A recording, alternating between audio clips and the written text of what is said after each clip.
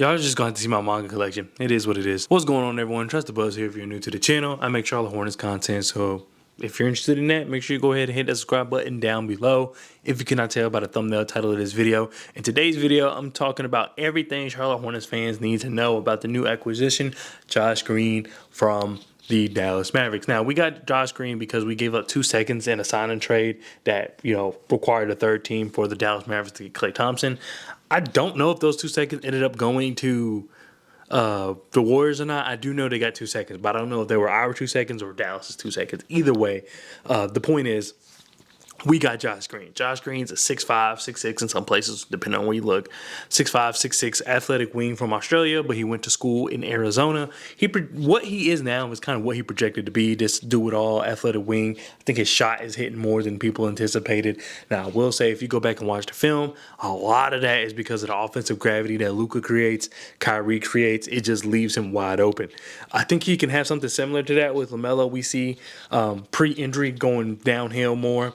Brandon Miller also being able to go downhill. I would kind of like to see, it obviously will help with Miles Bridges if he attacks the rim how he was maybe a few years ago. I don't know if it'll quite work the same. I don't know if he has that same offensive gravity as far as going to the rim, at least. We'll see. I mean, last year he was coming off not playing for a year, getting his feet underneath him. So those are just a lot of factors. So I'm not going to go too hard on Miles Bridges and whether or not he can replicate what he's done in the past this upcoming season. More than likely, Josh Green will be coming off the bench.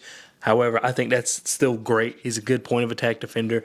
He makes a lot of mistakes. He makes a lot of mistakes because he plays too hard. Like, he doesn't know kind of when to pace himself, and I think that's something he can work on. I'm not going to sit here and talk about all the positives. You need to know the negatives as well. And I think we're probably just going to go ahead and get the negatives out the way because there are so many positives, especially for what he can do for this team. Sometimes he tries to play the screen, and this is actually goes into his next negative. He tries to play the screen, and he's just moving so fast trying to guess where the ball handler is going. I don't think he's really watching the eyes of the ball handler or the movements of the ball handler. And he's trying to guess, and then he finds himself going in the wrong direction or finds himself running to a screen and not able to navigate past the screen, which, once again, his other negative is him navigating screens. I think he needs to figure out how to move around that, because with the Charlotte Hornets, that's probably what he's going to do the most, is be like kind of our point of attack defender, our guy that can really make the most out of transition opportunities, which he did an incredible job of doing so with the Dallas Mavericks. I forgot the points.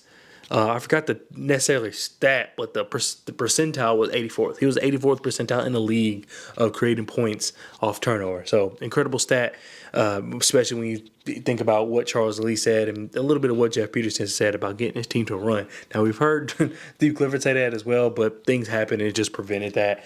But hopefully we can actually see that in fruition this upcoming season. Another negative about him, and this is honestly not a bad thing.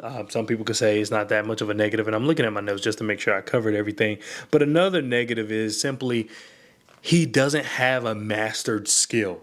He projects to be this good point of attack defender. He projects, as of late, he's been hitting his threes. Now, granted, once again, I would like to see, considering I don't think we have anybody that has the gravitational pull of Luka Doncic, so I want to kind of see where that goes. But he is being better as a shooter. He's super athletic, so he could be like your cutter. He doesn't have that one skill he can hone in. Like, he's decent at a lot of things, but just doesn't have that true skill that you can count on night in and night out. He's consistent in some ways, but he's inconsistent in other ways. So if he wants to have a future with this team, as far as grow with this team to be a team that has the adequate players to make a real, I wouldn't say championship run, but a good playoff run, he will need to kind of hone in on something. Had to step away for a second, but now we're going to talk about the positive things that Josh Green can bring to the table. As I mentioned, he needs to hone in on maybe one, maybe 2 skills to really solidify himself as part of this team going into the future, as far as being, if this team goes to try to do deep playoff runs, will he see himself on a roster?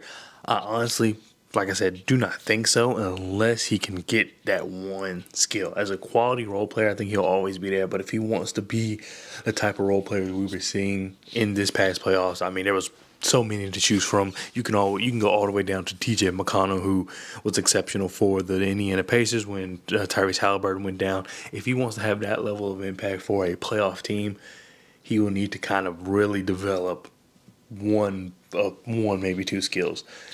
What he already brings to the table, though, is consistent shooting. When it's compared to other people on the Charlotte Hornets, I think even with not playing next to Luka Doncic, not playing next to Kyrie Irving, playing with guys like Brandon Miller, LaMelo Ball, he still will have the shooting success that he had in years past. I guarantee you it'll probably drop, because I think it was like at 39%. I guarantee you'll probably drop to maybe like 37, 38, but I don't see it dropping any lower than that. Maybe 36 and some change, but I don't think it'll be anything lower than that. The reason I say that is one thing that Josh Green provides that I don't think we really saw from anybody else on the Charlotte Hornets roster is his just willingness to shoot.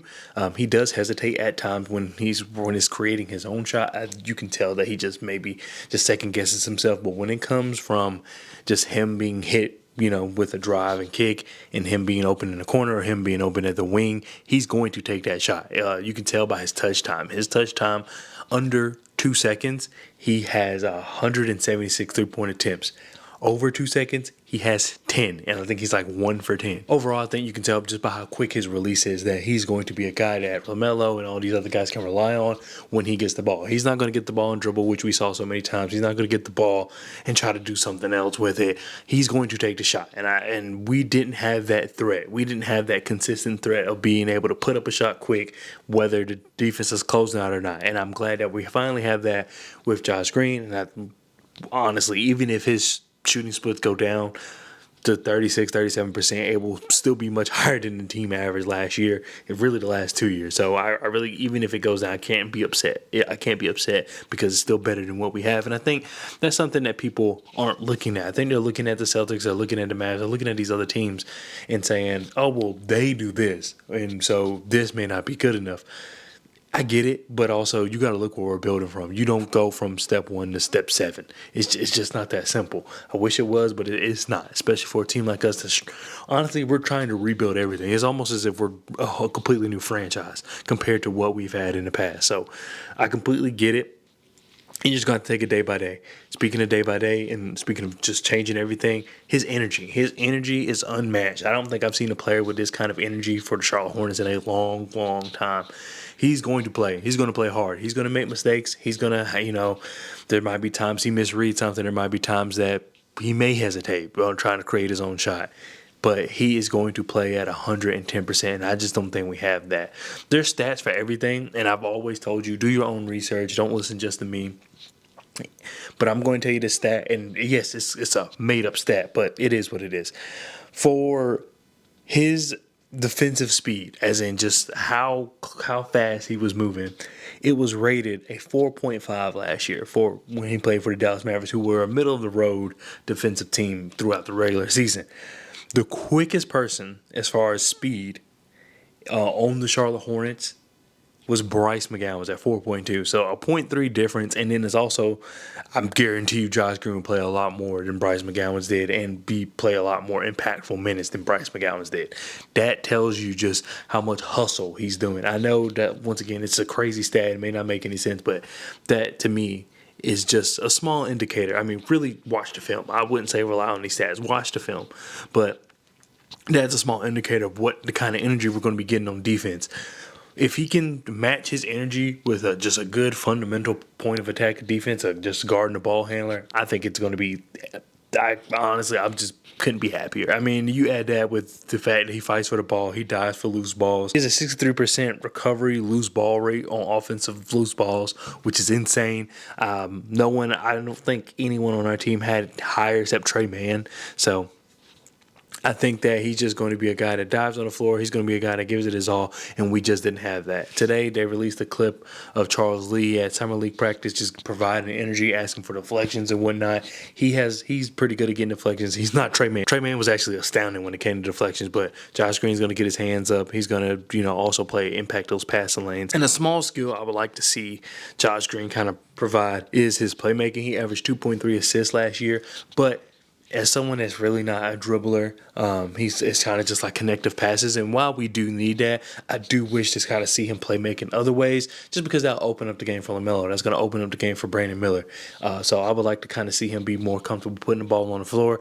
I'm just saying it straight up. As you know how I feel about Cody Martin, I don't really care for him, but his comfortability putting the ball on the floor to me is higher than Josh Green's. If Josh Green can get to Cody Martin levels, but kind of dial it back, I think Cody Martin sometimes try to do things that he just doesn't do.